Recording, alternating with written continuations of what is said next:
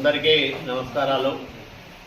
Telugu Desam party జాతీయ ప్రధాన కార్యదర్శి నారా లోకేష్ బాబు గారు చేపట్టిన శంఖారావం కార్యక్రమం ఆదివారం మధ్యాహ్నం రాయదుర్గంలో జరగబోతా ఉంది.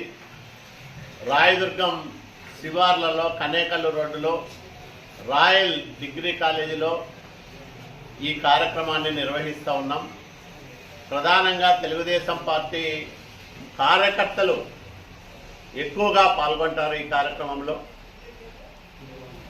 బాబు షూరిటీ భవిష్యత్తు గ్యారంటీ బాగా పనిచేసిన కార్యకర్తలకు, అట్లాగే పనితీరు మెరుగ్గా కనబరిచిన యూనిట్ క్లస్టర్ ఇన్ఛార్జీలకు కూడా ప్రత్యేకంగా అభినందనలు ఉంటాయి.